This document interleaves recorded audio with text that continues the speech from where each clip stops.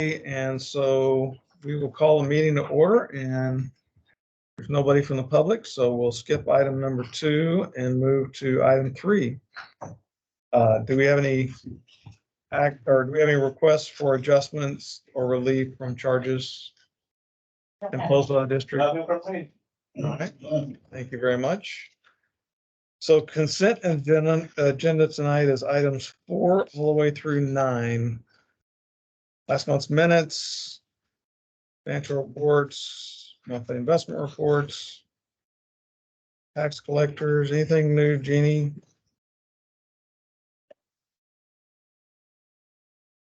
I've got a question on the minutes, page 3, item 13. Talks about John. Is their last name and who is Geiger. that? John Geiger. Well, actually, I think that is an agenda item, so we'll talk about that. Yeah. Yeah. That one's probably not exactly how, but so really, the agreement was for me and Paul to meet with John and work on that. Okay. So I don't know if you want to rewrite that, Shelley, but John is helping us. He's already drafted some of these. We're using the examples and we're still working with him on that. So he's another MUD director, a different MUD, or he's a WWA? He's on staff. He worked Okay. here, It would just help in minutes if you put last name. Agreed. conservation outreach. Also on item 4, under the consent agenda, it says add apostrophe of the stakeholders. What is that? In the minutes. That was the question I raised about the summary of the strategic plan was not clear to me, depending on how you read it. And they were going to add in the, It's missing a word. Add of the stakeholders, report of the stakeholders, add. You need to add of the stakeholders. Yeah, and To two the- stakeholders, that's it. Oh, Amended pre. so there should be like quotation marks around of the stakeholders. yeah, and you should put where you're going to add it to. It was on a certain page or certain item. Okay. Do you mind just clarifying that, Shelley, where that goes? Any other comments about the minutes or? Let's see. Item 8 looks different.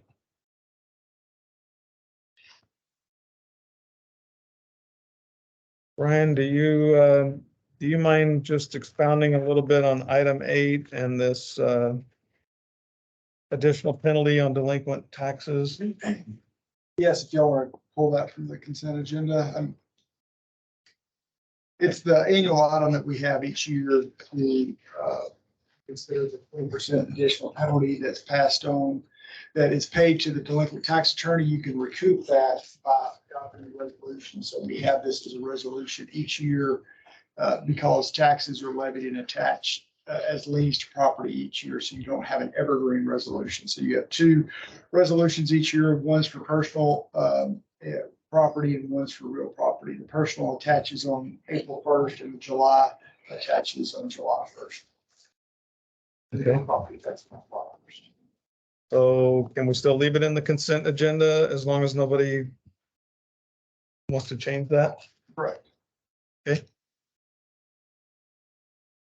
All right, so items 4 through 9, consent agenda. Any other discussion or questions?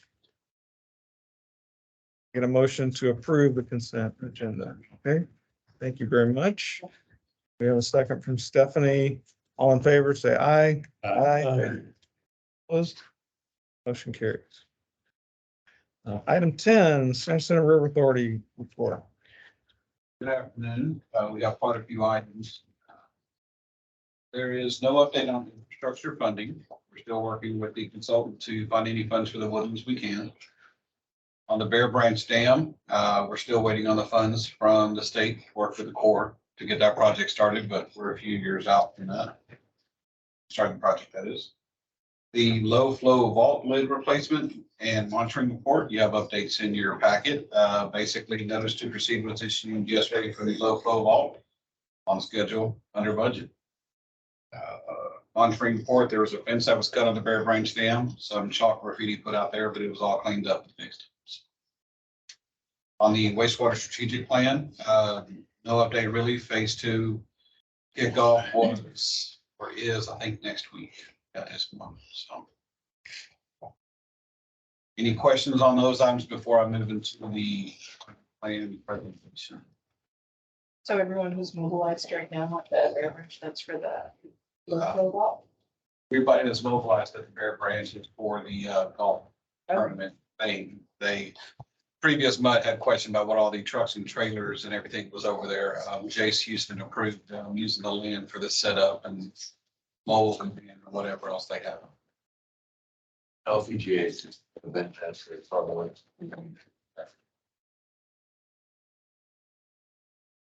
All right, so prior to the meeting, I had passed out 2 items. One is going to be this bound document. This is technical. Yeah. Okay. Is that something you handed out the other day? I think, I didn't bring mine, I thought. Well, if you know it. It's what I need. You have the. Yep. Same one, okay. no, this has changed based on comments. So this document is the 10-year project plan. This is the summary, the maps, executive summary, the detail of every project that I'm going to provide a high-level summary on collectively. So this would take an entire day to go through. I'm not going to go through this document entirely today, but it's for y'all to take, review, bring questions back. There is nothing to approve today. This is an informational item, but we did want to get everything to y'all to start talking and thinking about it. So without further ado, page 2 shows some Texas water data. What these are basically headlines I've grabbed around from around the state. listening? Yes. We go to the slides with this part. The headlines are water issues around the state of Texas over the past year, just talking about some entities that had various issues with aging infrastructure, outages, so on and so forth. Kind of as a thought, the 10-year project plan is a proactive approach to managing the system. A lot of times if you don't manage the system, you can get by for a little bit, but eventually it all does catch up. Page 3 is a page that we've talked about before, talking about the level of service that's desired. Far left is intermittent water. It's relatively inexpensive, right? Because you don't maintain the system. Middle oval is a little bit more expensive, but you're not guaranteed what color or what taste you're going to get from your water. Then on the far right is what is desired by the Woodlands, which is what y'all have always had, producing good water that's always there. Swapping over to page 4. I haven't seen this whole bunch. On page 4 is the level of service experienced. Award-winning facilities, River Authority and MUD with the superior water designation, limited to no service interruptions in all cases. So winter storms, hurricanes, the whole 9. There's been one boil water notice in the Woodlands in 50 years, and that was due to a faulty backflow preventer at one person's house. Nothing to do with the River Authority, nothing to do with the MUDs, but one person that had an issue at one house, so to boil water notice. Then, of course, the bottom right, out of sight, out of mind. We try to maintain that where you get up in the morning, turn on your water, you have water, you don't think about it, you put the toilet, it goes away, and you don't think about it. So pages 5, 6, and 7 are related to how projects are determined. Essentially, what it boils down to is page 6. So we look at a lot of different items whenever we're considering how to score projects and assets and actually lump them together. So what we look at is the likelihood of failure. We look at the consequence of failure. We're looking at the mitigation factor. And so at the bottom of that page 6, you can see the equation that we use. Likelihood of failure is made up of age, condition, material, corrosiveness, so on and so forth. And while I'm here, let me read back a little bit. half of this presentation I'm gonna go through. The other half of the presentation is reference material. So if y'all have a question on how's your likelihood of failure done, then I'd refer you to page 34, 35, so on and so forth. But this information we presented many times over the years, and so trying to hit the highlights of it's the same plan that we've done every year. Page 7 shows how we sort the assets once we get the business risk exposure, where it falls in those different categories. If it falls into the middle category of 10 to 20, usually if you're 10, 11, 12 in that S4 range, that's more of a monitor and observe than an every place. If you're closer to 20, then you're actually programmed in to be replaced. Page 8 is a high-level overview of the general selection and design process. This process is used for everything that's over $25,000, with the exception of, in some cases, the equipment purchases. If they're in the budget and over 25,000, we still have to get quotes and bids, but obviously an engineer is not. Okay, questions on that stuff so far? Page 9. Page 9 is showing the focus areas for this 10-year project plan. On the left-hand side is the wastewater system.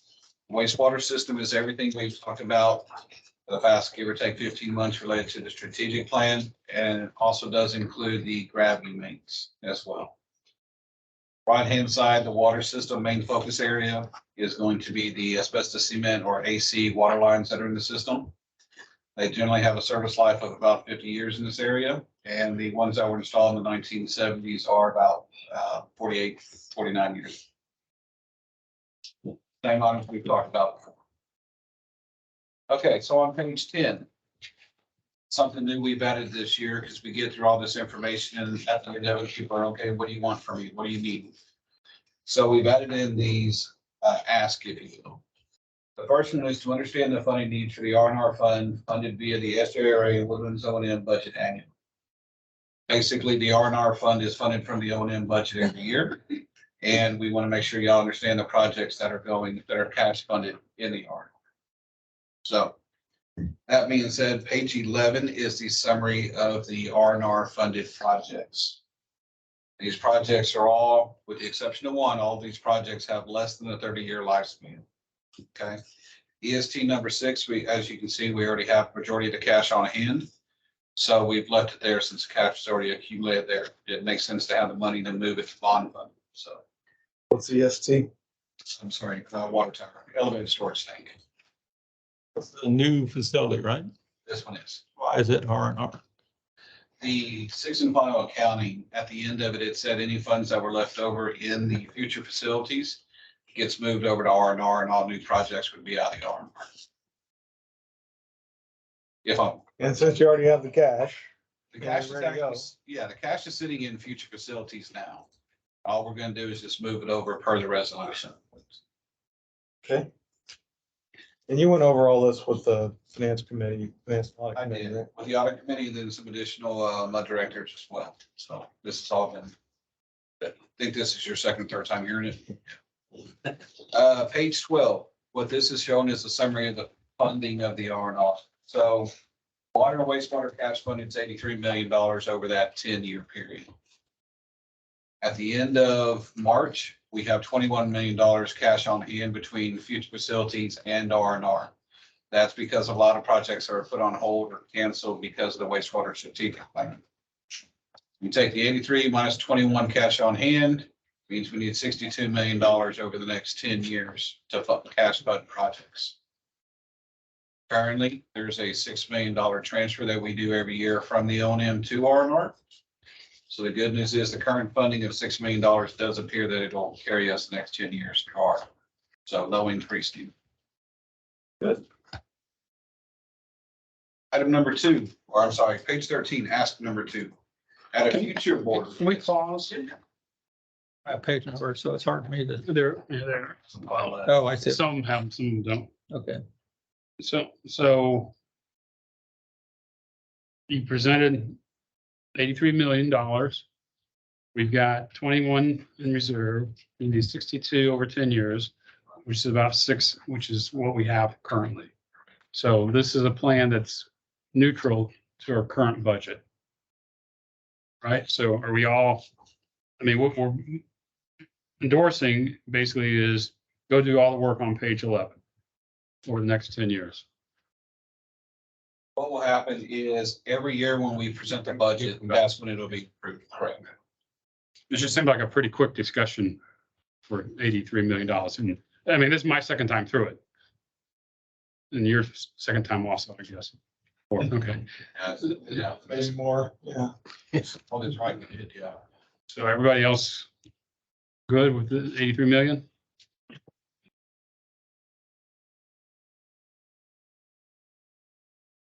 I appreciate it. Yeah, stop me whenever. I'm just on the road. I want y'all to fall asleep on. So. All right, page 13. At a future board meeting, authorize SJRA to sell debt for water and wastewater capital project replacement. Page 14 goes into a little bit more detail on what that actually means. And what this is going to be for in the project plan, there's two sections. One is R&R, cash funded. The other is debt service. And so everything that you see here is what we would plan to cover with the debt service. So 48 miles, I'm sorry, under water system bonds, first bullet, second line, 48 miles basic water lines, water plant number 2, ground storage tank, and then a water well 40. Those are the water system bonds. Now, the This is water where the well, numbers get a lot bigger. Yeah. 83 million doesn't sound so bad until you look at this page, or especially when you look at this page. Yeah, when you do this. So we wanted to put this in here just to kind of expand when people say, okay, if I authorize replacement of 48 miles of AC water line, what does that look like? What does that come to? So we've tried to add information in so y'all can see more of the detail. Now, page 15 is the AC or asbestos cement water line reliability concerns.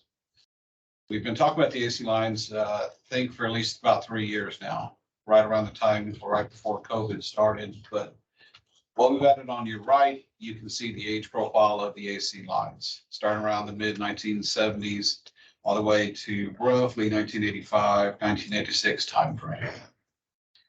So those lines that were installed in 73, 74, 75 are approaching 50 years old. Service life is generally 50 years old, so we'd like to be proactive and start replacing those lines before you start having a lot more issues. Now, what we were asked, page 16 and 17 also have additional information on the AC lines. And we've been asked two questions when we've talked about the AC lines before. One is, okay, where are the AC lines and where have your breaks occurred? So page 16, all the colored lines are the different AC lines and the different phases that we're proposing to be replaced. Now you have a little bit better map in your bound book, but the green line towards the right side of the map, that is Grogan's Mill. And from Woodlands Parkway up to Evergreen Circle is the first town center water line project that's currently being designed as we speak. Okay.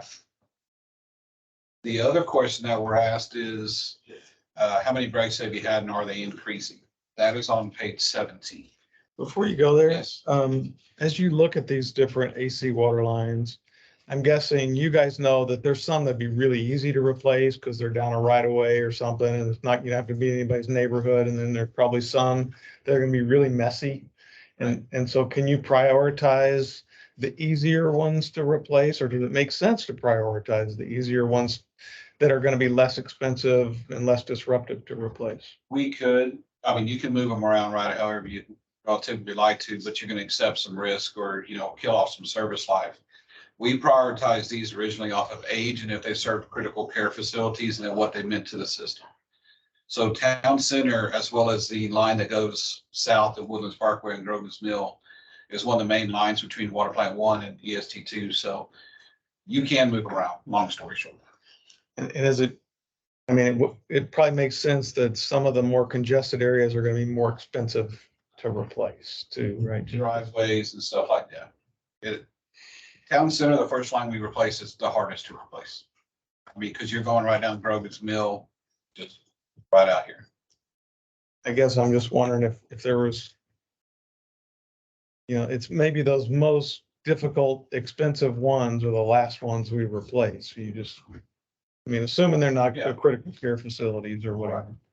You could look, and I know one thing is when you look at these projects, Ed pointed this out the other day. Some of these are relatively, pretty large projects like the Purple Line here. That wouldn't be one project. That would be designed by three different consultants and quite possibly multiple contractors. And then also you want to look and you need to see what's going on in that area. And do you want to have all that construction in one area, or do you want to start on the west and the south and the east? So there will be some moving and finessing. Yeah, there may be a couple of projects going on simultaneously, one on the west side, one on the east side, just so we can meet the 10 to 12 year timeline. But they range in value construction package wise, if you don't break them, anywhere from 10 million to 30 million.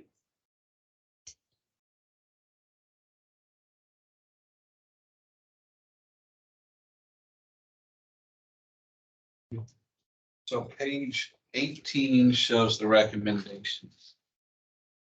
Recommendation is to replace all the AC lines over a 10 to 12 year period.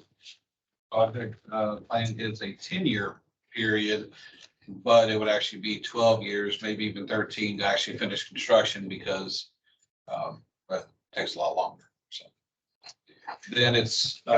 Excuse me, go back to the break since 2015. Is there, I'm not sure about the pipe you're talking about. The AC water lines, are they affected by the drought and shift? They are. Is that why it's higher maybe in 19? We've noticed like in December 22, you'll see there's 7 breaks there because it was dry last 6, 7, 8 months. It starts to It starts to shift. shift it. Thank you. Yeah, so it's not clear whether age is a determining factor or No, it's both, I think. Yeah. Both of them in the construction method as well. There's not as much sand in the for bedding that we prefer. What if you ran this back to another 5 years, back to 2010? Would there be even fewer? Or is it obvious that this line is sloping upward as these things get older? I don't know if we have data. Jason, do you know if we have data up to 2010? I can dig and see just how accurate it is. Okay. We can take a look and see. Whatever. Yeah, it's not critical. Yeah, it is what it is. Curious.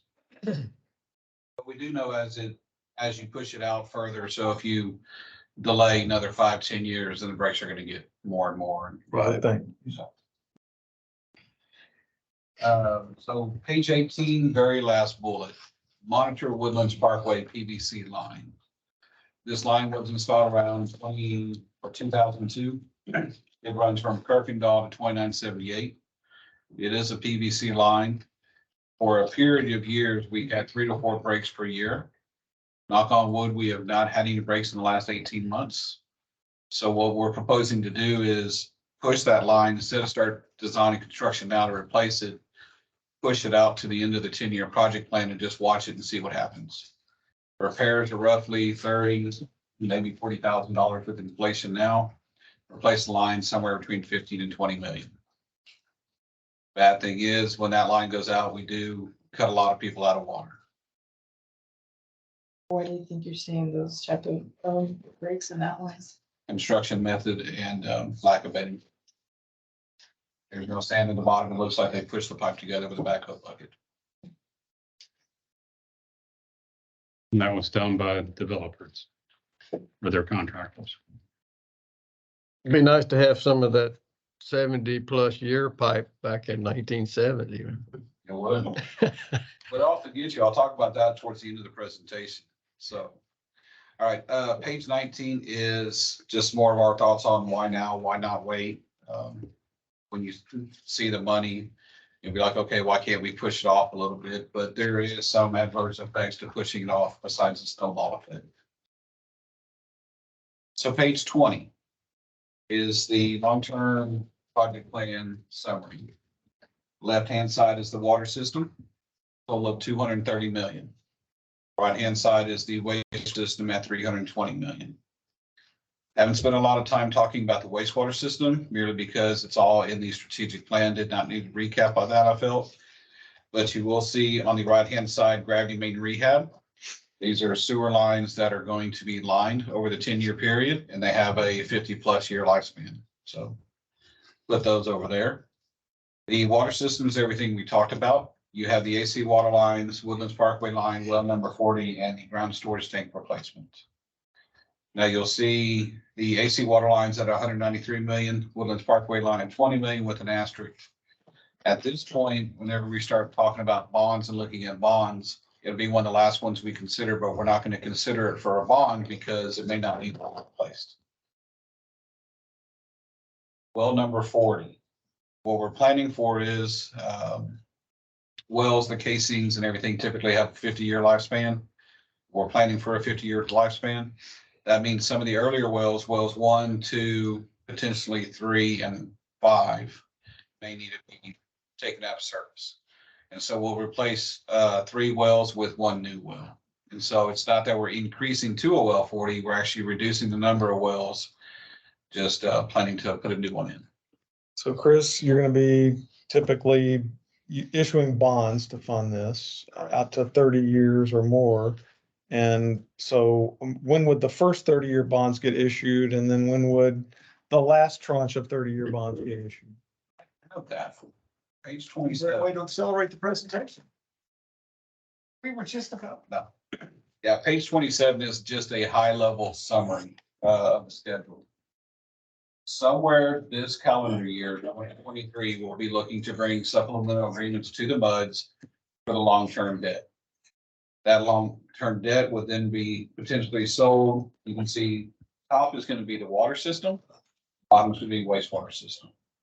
These are hypothetical at this point in time based off the project plan, but you are looking about every couple of years. At the bottom, you can see 26, there's 2 bonds, 1 water, 1 wastewater, and 1 in 27 for the construction. There could be some finessing there, economies of scale, pulling stuff together if it makes sense. This schedule also does allow for a ramping up of the rates rather than going from nothing to 100 all at one time. Then of course, yes. One of the things we talked about the other day was converting this into a rate impact. Right. You have that in this deck? We do not have this right now. Okay. I can see if the accountant can bring that next month and present to the MUDs. We do have it though. We're factoring in, next month, we're going to present the O&M budget, draft O&M budget. And so we're going to factor in that potential rate into the actual rate study. So it's not last year's or something like that. So Chris, for these long-term projects where you're literally issuing hundreds of millions of debt, how much flexibility do you have to wait and like for the markets to be right? Like, so over the last year, we've had interest rates go up a ton with all these Fed rate hikes. Potentially a year from now, they could be going back down again. And so the question is, if we see that the Fed is moving rates lower, I mean, can you guys sit on these projects for, or the bond issue for 6 months or a year or whatever, if we? Depends on the project potentially. The wastewater plant, maybe not so much. You could probably push it a little bit. You wouldn't want to push it too far. But I think the agreement will be set up so we would actually be able to sell bonds at any point in time over that 10-year period. And we would want to kind of eyeball and see when's the best time. Right. Okay. So you have some flexibility there. All right, page 21 is the overall summary. In years past, we have shown finesse versions and bits and pieces, but as far as we can tell, page 21 is everything we know over the next 10 years on the project plan side. So it puts all CAT funding, bond funded, everything together, 632 million. Granted, we do have 46 million cash on hand, 21 million from R&R, 25 for the bond that will be used for some of these projects. So that number is true, but we do have some of it already on here. Then page 22. Page 22 is my way of kind of showing 632 million is a lot of money. overall system replacement cost is $2 billion. So that 632 million is 31% of the entire system's replacement. On the left side of the pie graph, you'll see the grayed out areas and then the text with the gray. That's everything in the future. So we're not, even though 632 million is a lot of money, you're not replacing the entire system at once. There's still a lot out there to be replaced. Now, looking at the system and everything that's in the gray area here, the next major set of maintenance will be needed around 2050. That's when you're going to start looking at wastewater plant 2, like we're looking at wastewater plant 1. And that's when you got to start looking at some of that PVC that was installed in the late 70s, early 80s, because it'll be about 70, 75 years old. That's what I have. I know it's quick for that amount of money, but no approval tonight. Take it, study it, ask me questions. I'll be glad to answer what I can.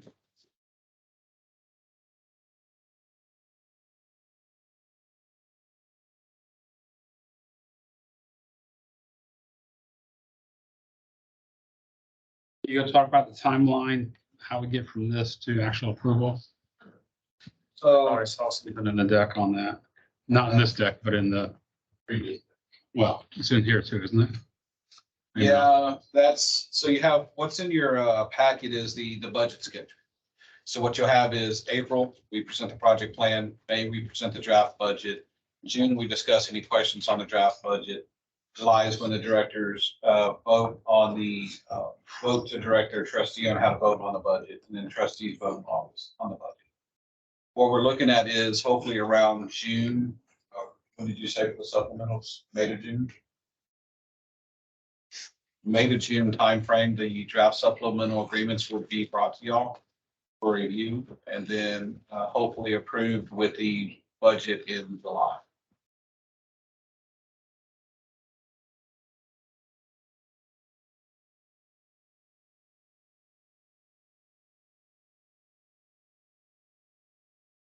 One of the follow-ups is the rate impact, right?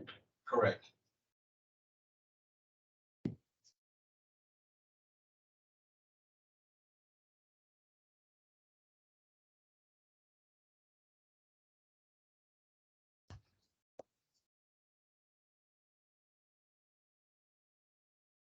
Just as a practical planning matter, when you guys are figuring replacing this stuff is gonna cost X amount, what's the I'm gonna say the wrong term, but fudge factor, what's the amount that you figure in, just as extra? 30%. So that's pretty significant, 600 million. 30% plus inflation every year. The inflation was 3%. Yeah, which. Right. Per year. Right, yeah, but. Compounded, Yeah, yeah. but, Oh, hey, maybe we'll get some help from inflation and hungry contractors, I guess my feedback kind of similar to what we talked about on the 10th. I don't feel real good that we understand any alternatives. This is like an all or none.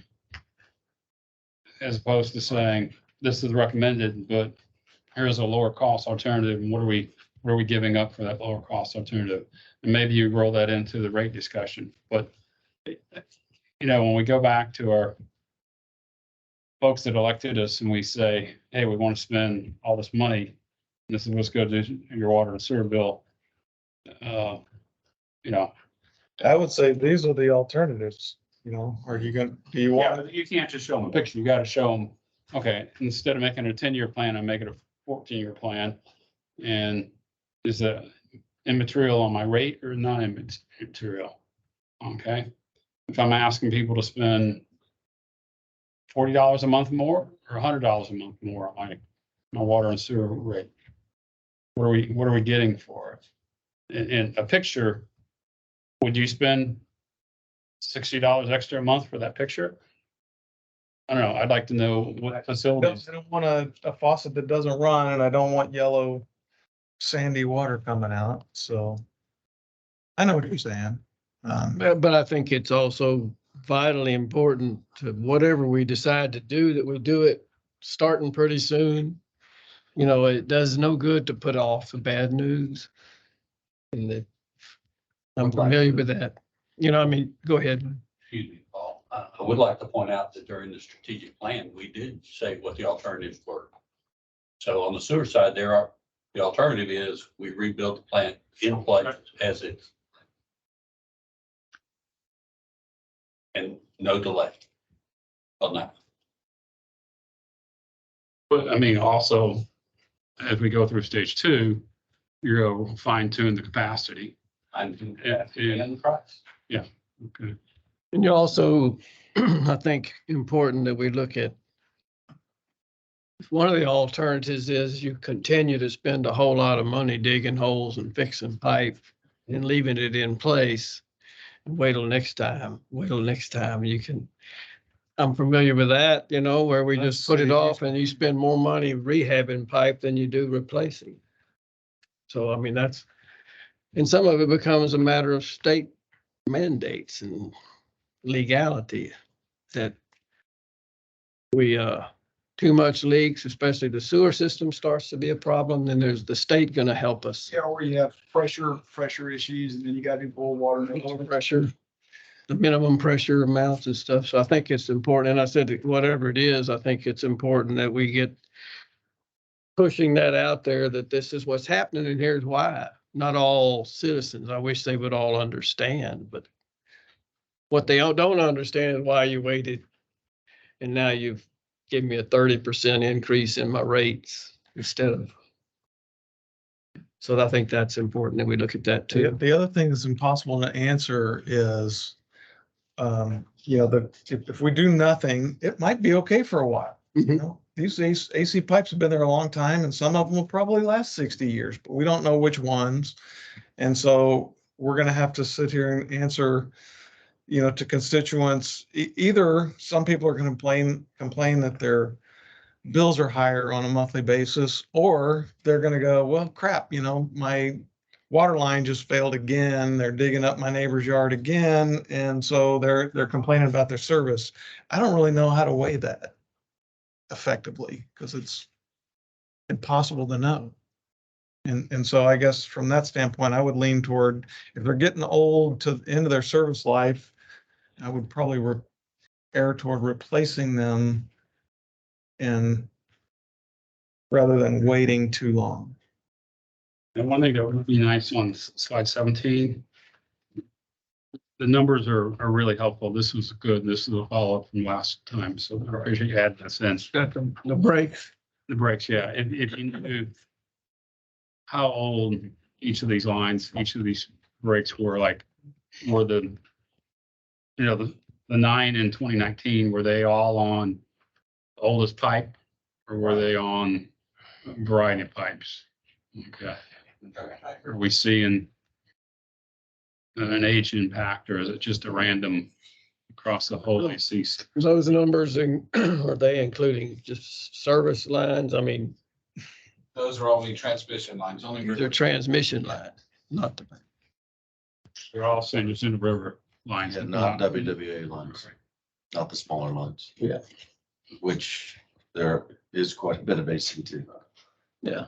Why on page 16, it's very minor, I'm just curious, why are there 8 and 10-inch lines shown? Those are inside the plant, do you recall? 8 and 10 inch. Yeah. Obviously. We talked about that in an internal meeting yesterday, in getting ready for our board presentation for next Thursday, and the conversation with Aaron Schindel was, those are inside existing. Okay, I was just curious. Good spot. It's a good spot. Yeah. I have another quick question, just because I'm familiar with the project. Elevated storage tank 6. Yes. Engineering cost, $800,000.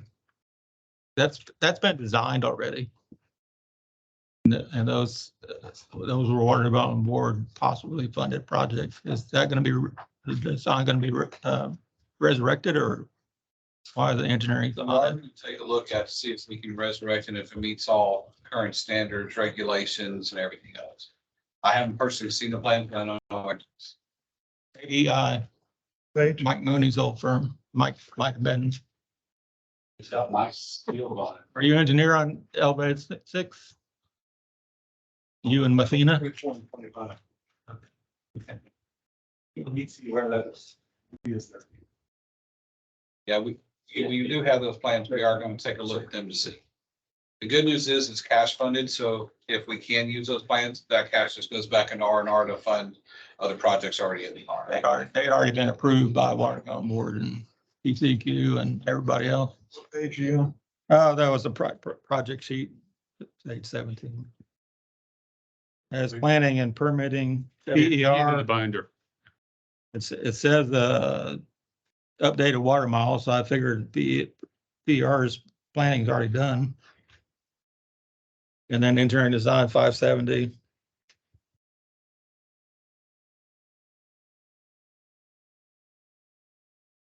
I think those are a lot high.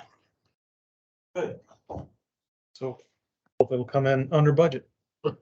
No, it was planned a long time ago, but elevated storage tanks are really a demand on the system.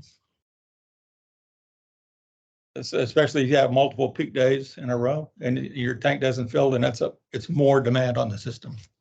That's why it was shelved, because at the time, we were relying on groundwater Right. that we didn't have. So we'd be filling that with lake water? Well, it'd be a blend. Whatever it is. Yeah, it'd be a blend. But if you only have groundwater, it puts a stress on the wells to put it out to the system and then fill 1 million gallons. But if you have blended water, then you have enough water coming in as long as your booster pumps will handle it to fill it back up. Cool. Well, anybody? Stephanie, you have any questions? I'll probably have future questions. I'll look through this. It's a lot of information. Thank you. It's a lot of information digested. Let me know any questions y'all have. We'll be here next month. Brad, you good for now? Yeah, I really appreciate the session on the 10th and the incorporation, the feedback in the deck. Was good. Alrighty, then that takes us to item 11 and Spring Creek detention study. Anything new? Meeting's May 2nd at the township from 6 to 8 p.m. I think, Eric, you said that's like a come and go as you please type deal. Yeah, my understanding is it's gonna be about a half hour.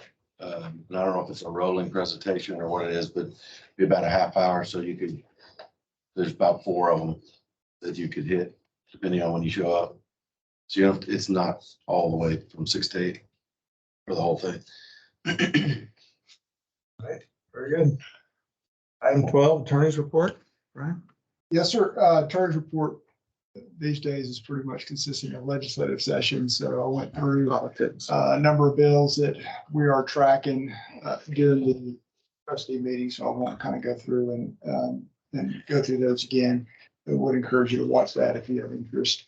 But there's a lot of bills out there. About 8,000 have been introduced this session, which is 15% more than last session. So they're about 7,000 last session. So a lot of bills, a lot of ones that can potentially impact our world. So we're tracking them as best we can, working with AWBD on that, as well as pursuing particular bills that we've been hired by clients to work on. So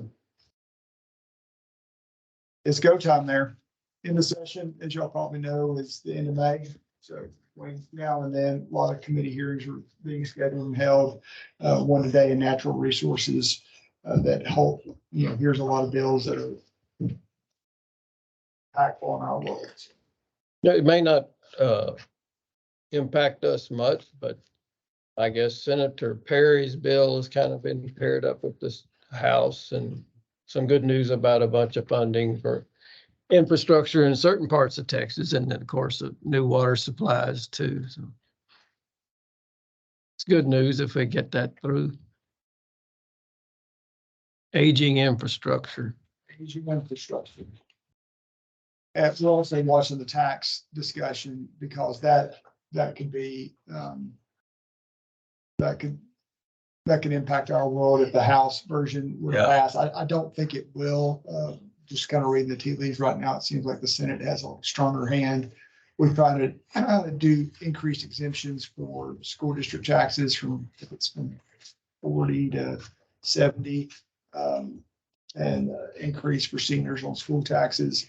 The House bill would focus more on the appraisal cap going from 10% down to 5%. But the bigger issue is that it would apply to all properties, not just homesteaded properties. So that could have a much bigger impact on values across the board, because it would include commercial businesses, rental properties, multifamilies, et cetera. So I think that's a lot heavier lift because it would be so much more involved.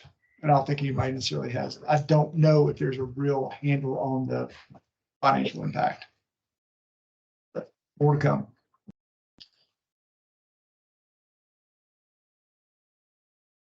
Any questions for Brian?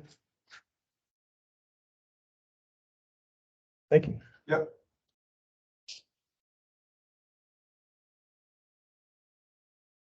You have the next item as well. Yeah, this is consider adoption of resolution concerning developed district status for 2023 tax year. Yeah, so this will probably be, last year we have it on the regular agenda. We'll probably move it to the consent, like the resolution on the delinquent taxes. Kept it on the regular agenda since this is, I think, the third go around, 21, 22, and now 23. So I think everybody would be more familiar after it's going through it a few times. Y'all status has not changed. LJA is still calculating that the district is developed, meaning that you have infrastructure in place, water sewer drainage infrastructure in place to serve 95% or more of your projected ultimate build out. So unless y'all go and either annex property or you go and have significant redevelopment that increases your capacity needs, you're pretty much going to be developed from this point forward. And a reminder, develop means that you're subject to a 3.5% rollback rate. And if you exceed that, you're subject to an automatic election. And that's on the average homestead value. So that goes back to why a change in the tax law that would reduce appraised values for non-homestead properties could still be consequential for special purpose districts, because y'all's calculation on the rollback rate is based on the average homestead value. So commercial properties could go up by, 10 or 15% on multifamilies, but if a homestead went up by 3%, that's what your metric is. That limits your revenue. So we do need a motion to adopt the resolution this year. I get the question sometimes, why we do this every year? Because taxes are levied that attach each year, so we have to designate each year, and your circumstances could change from year to year. So that's why. Anybody like to make that Yeah. motion? All right, thank you, Brad. You got a second? Thank you. All in favor of this motion? Item 13, indicate by saying aye. Aye. Any opposed? Thank you. And Brian, you're gonna get to help us on item 14 again. Okay. So, Yeah, I did hear that y'all had a discussion about this, about procedures for giving direction to trustees. So, under your contractual arrangement with among the MUDs to create Woodlands Water, each of the MUDs have delegated certain tasks that would otherwise be approved by their MUD to their trustee.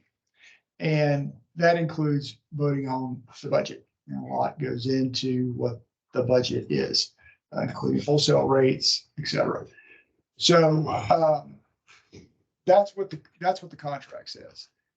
Now, we have had, this was probably a decade ago now, we had an instance in one of the MUDs where there was discussion at the MUD level about what the MUD wanted to do. And the trustee for that MUD went and voted differently. on purpose. Yes. You recall that. And so that's the only time I'm aware of it happening, but what we didn't have a formal vote process to give direction, so that, out of that came a few things. One, the remedy is any board can take action following the meeting, following the meeting where a trustee goes rogue to change their trustee. I mean, that's your,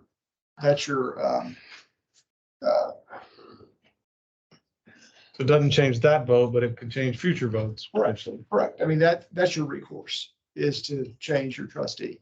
But we tried to minimize the possibility of that happening by more formalizing these votes that a trustee is going to take on behalf of a MUD to have these votes by each of the boards. So it's on the record. No trustee can say, I didn't really understand the direction, or it was it was unclear. So just as a matter of procedure, we've made the process more formal at the MUD level to give direction to trustees.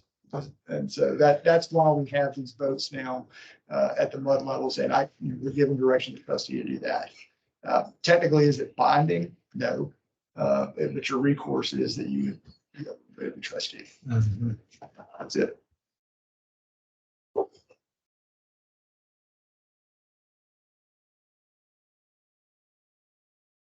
Thoughts, discussion on that? Don't want no rogues. I mean, we've been having these trustee meetings for a long time, and only had one instance that we can think of where it happened. It's pretty good track record. It is good to talk about it, though. Yeah. I think it's important that everybody understand how the process works. Yeah. It's come up in a number of months just to ask the questions.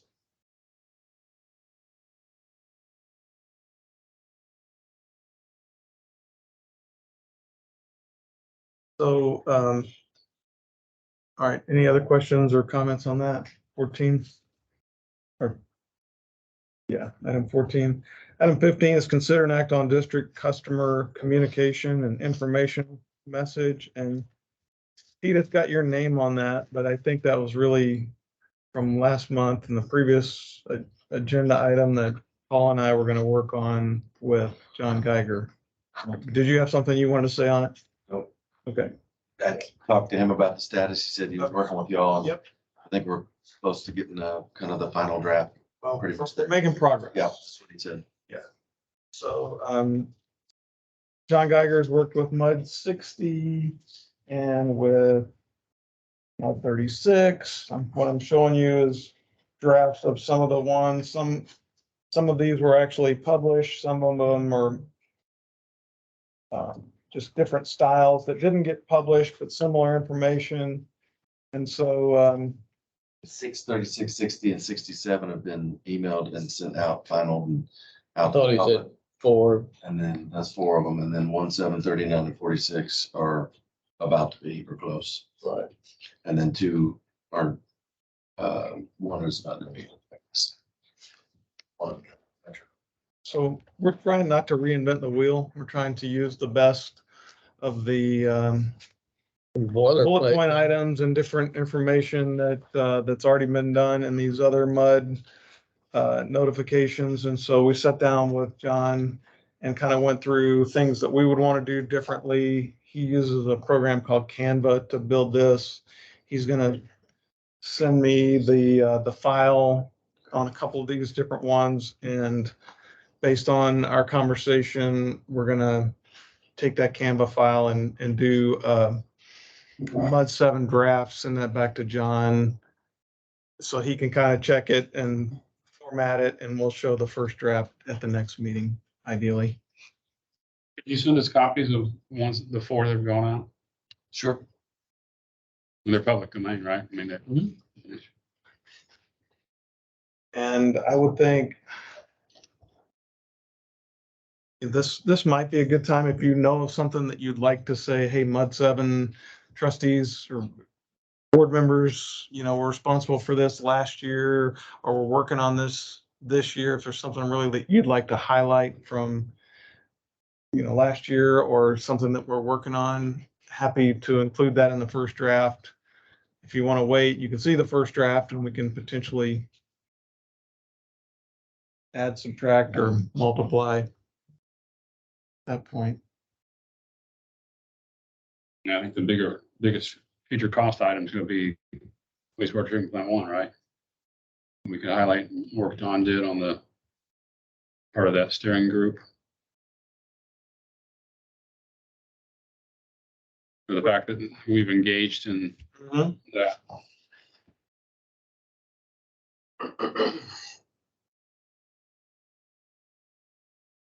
Some of the things that have been included in some of these other ones, as stuff that happened in 2022, the passing of the drainage improvement project that's going to be happening up in the Panther Branch and Bear Branch drainage areas. Some of the MUDs talk about, well, we, reduced our tax rate to this amount. What we wanted to do is not only say this is what our new tax rate is, but we want to show a graph of how the tax rates come down over time. So it's a little bit more meaningful and showing that we've been cutting taxes over time, not just we passed one. When you talk about taxes, tax rate without talking about appraisal values, I think you're only covering half the story. It's the only half we control. We don't control appraisal values. Well, no, but what we're responsible for is total revenue, right? Or total tax income. So, what I want to know is, are you spending more money? And am I paying more taxes? Well, Okay, how about, are you spending more money adjusted for inflation? Yeah, and the same thing with,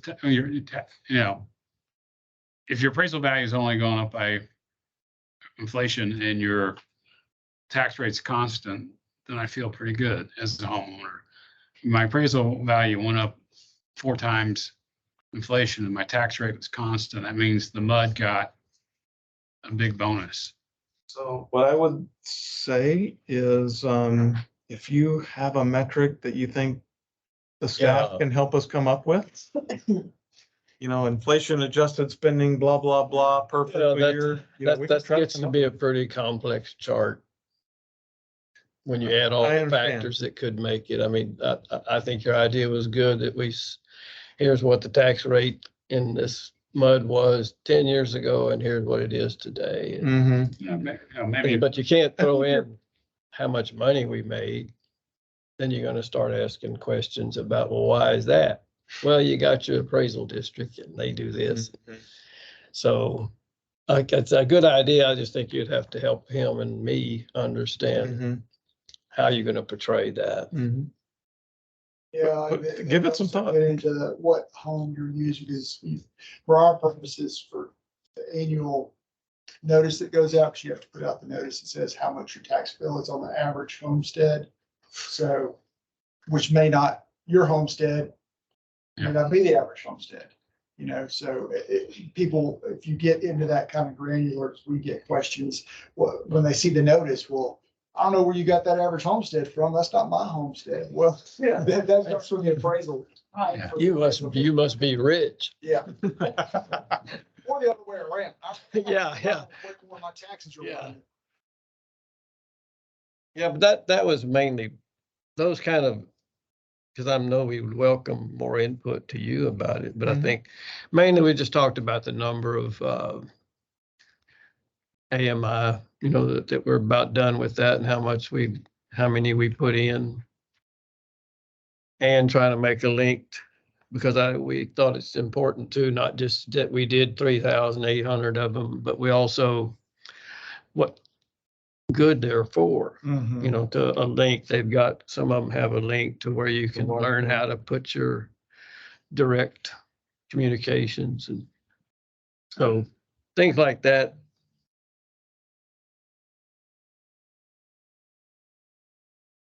You talk about average usage over time coming down. I don't think I didn't see any of that. That's not reported on here, but what a lot of people, or what some of the MUDs did is they said, well, we completed installation of their automated meters. MUD 7 has 3,133 customers. So we said, well, completed installation of 3,100 new automatic meters. And then you can, and then we're gonna make a separate bullet point that says, you know, you can now use the Water Smart portal. You can scan this thing with your phone and you can go in and check your own personal water Usage usage. and stuff like that.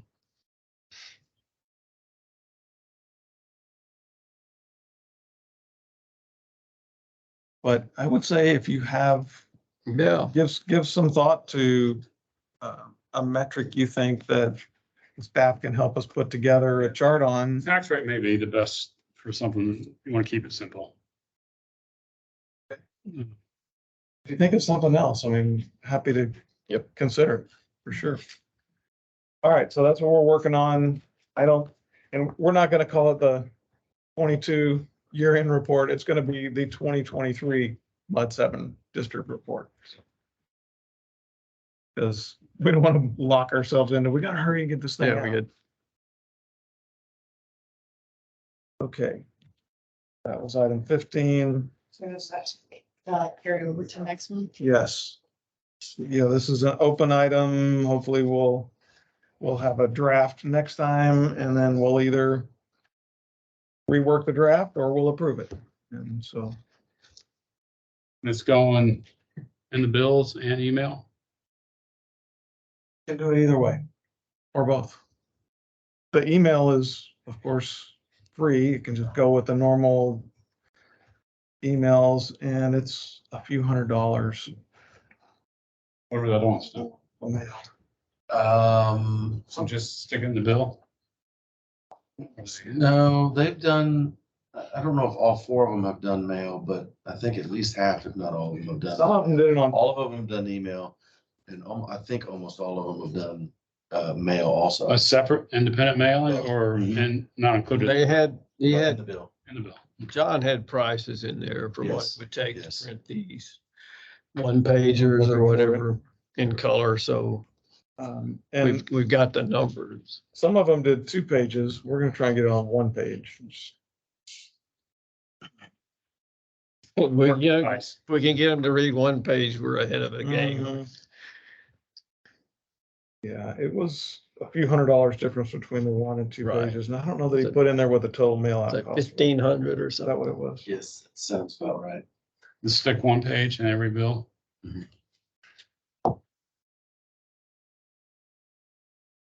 Got a discussion on item 15?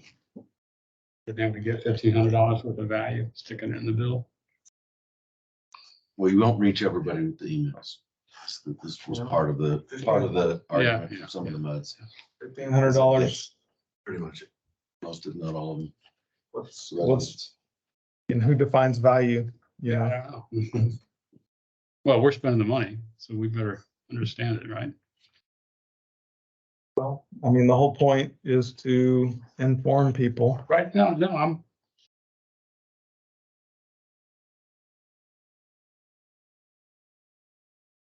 All a part of transparency. If we don't have valuable information, we won't mail it out. That's right. Making the effort. Yep. Okay, item 16, Pete, general manager's report, please. All right, thank you. Good evening. General manager's report starts on page 49 if you want to, not necessarily follow along, but I've got some updates for you. One Water, wanted to report that the township did look at the One Water initiative and did approve the resurrection of that group. So we've had some preliminary discussions with some township staff, and we will be working with them to identify what the proposed focus and goals of that organization would be, or the group would be, and then see how we can start that up again. Next item is just to update you on the TACUS settlement. That is complete. TACUS, we settled with TACUS. We will be doing proration of the remaining bills and the proceeds from the settlement. It will be prorated back to the MUDs for the damages associated with the Good. proceeds that came in. And so we'll be working on that. We have already received the proceeds, and we will, and we're tied in with some fiber here to the building, which was part of it. So Are they what was asked? Say again? Are they what was asked? Or Yes, we agreed on what was negotiated. it wasn't negotiated down? What my question was. It was what we said was they were liable for? or- No, it Was what we were yeah, comfortable it with, was, right? right. The original number it was about half of what the original number was. Recognizing that some of the stuff they damaged needed to be replaced anyways. Correct. There was my understanding is that some of the number that was given to them was a little bit inflated or was overlapping with other things that was already in motion. I was valuing those old substandard lines as, full valued, perfect. Yeah, there was kind of a cost benefit to point at which getting into a lawsuit would have lost you money, a lot more money. Yeah. That was where it boiled down to and getting the answers we could. The lawyers always win. Litigators. Different. All right. Next item that I wanted to talk about is we received a summary from Montgomery County Appraisal District. And that's in your packet on page. Starts on page 54. That's a summary of their proposed salary adjustments for the various positions that they employ. Our understanding is the changes in the salary worksheet does not change the bottom line for the budget. So it was just more of kind of a reclassification of certain levels and certain positions. So there's a summary of that. It's 4 pages long. Next item, I wanted to point out some years of service recognition at WWA. Marine has been with WWA for 25 years. And Tony Rendon for 41 years. Wow. Field supervisor in the field. So quite a bit. I wanted to also point out some articles that we did include in your package. One was on lead service lines, which we will be hearing more about here over the next year with the lead and copper rules, EPA rules that are coming. There's one on PFAS, which is some chemicals that. Forever chemicals. That's right. Yep.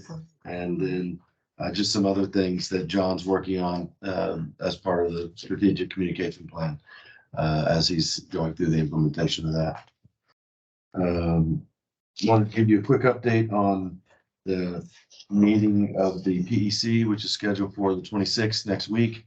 We're going to be meeting to, as you heard earlier, the infrastructure changes are going to be pretty significant over the next decade or so. And so one of the things we're working on with SDRA is to identify a public outreach campaign. We're working on an RFP with SDRA to look at a PR firm to help with that initiative. But we'll be meeting with PEC next week to talk further about that. The 20th or the 26th? 26th. Yeah, but there's another one meeting on the 20th. right? It was on the 20th when that was printed and it was rescheduled. After print on that. Is that a open public meeting? No, it's the PEC meeting. And then last thing I wanted to report is the Personnel Committee made a recommendation to the trustees to modify the holiday schedule of WWA. The 2023 changes will be to add Veterans Day as a holiday, a recognized holiday for WWA, keeping the floating holiday for 2023, 2024. There will be an addition of MLK, presidents and veterans added, and then removal of the floating holiday. So that will bring the recognized holidays from 10 to 12, and that will be consistent with SDRA and several other municipalities in the area that we researched. So the trustees did approve that. And that's all I had. So you went up from 10 to 12. 10 to 12.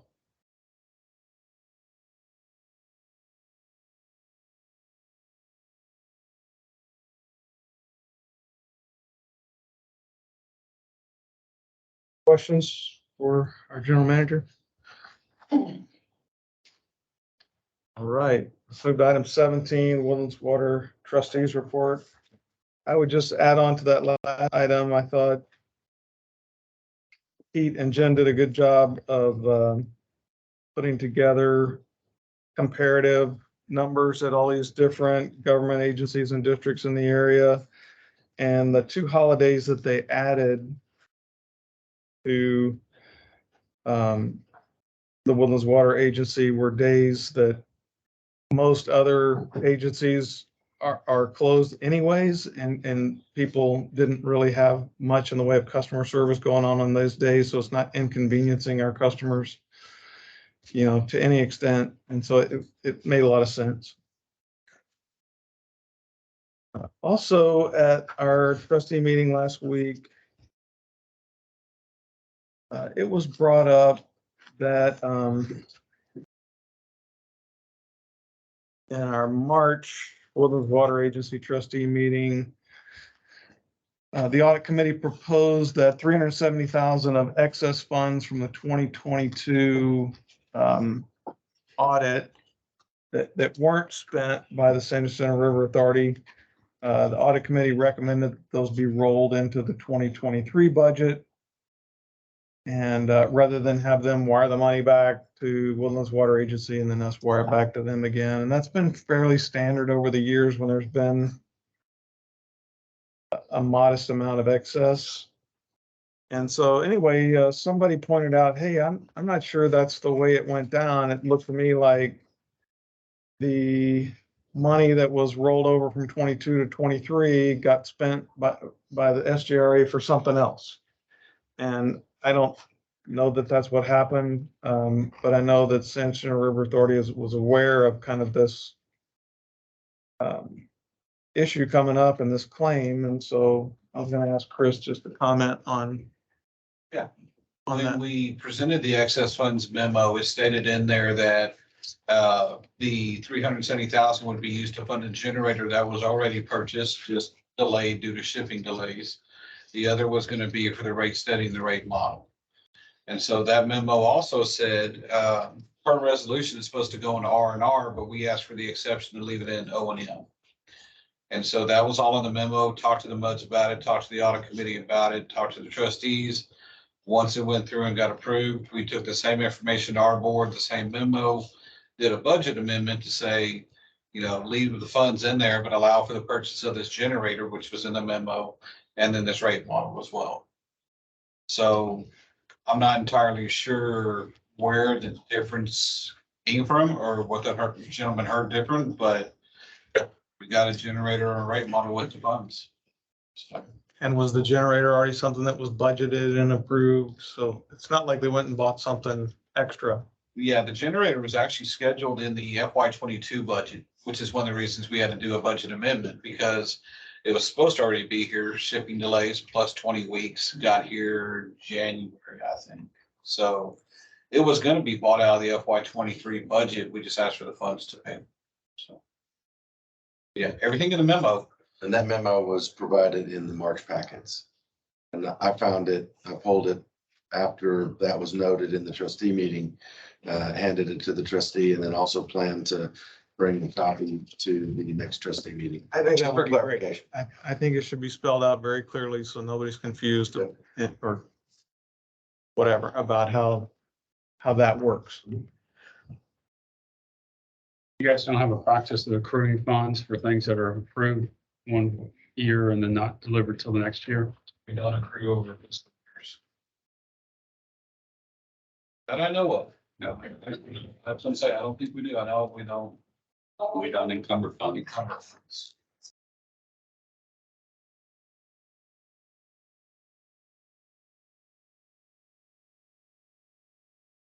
All right, do we have any closed session items? Yes, sir. All right, we'll skip items 18 and 19. And takes us to item 20, any matters for placement on future agenda? We do obviously need to continue with the the customer information, flyer that we're gonna send out. So that's, we'll just keep rolling that forward till we get it sent out. And I've already shared with John, to go ahead and send the board copies of the 4 that have, from the months that have already gone out. Yep, so he's already got that message. Shelley, that'll come from Shelley. Questions, comments, agenda items? I've got a, maybe nobody knows anything about it, but last meeting, we talked about the Associated Water Board Directors meeting on the 13th about the one that was in Houston. Did anybody go to that? We get a summary of what they talked about? Which meeting is This was the one they were going to talk about, growth and Dinner last week. nobody went. He's asking about the AWD seminar deal. Is there a quick summary y'all could give? That was just comparing between 1971 to 22 of the market, how it kind of fluctuated. The mortgage companies, the oil and gas, of how it went, up and down. And they do anticipate some drop in the next quarter, I think, but it's not going to be a whole lot. And that's really what it was about. Thank Mhm. That bill normally posts that. you. Yeah, I know. It's Just just, in a week or so. yeah. One more thing. Yeah. All right, there's nothing else, and meeting is adjourned.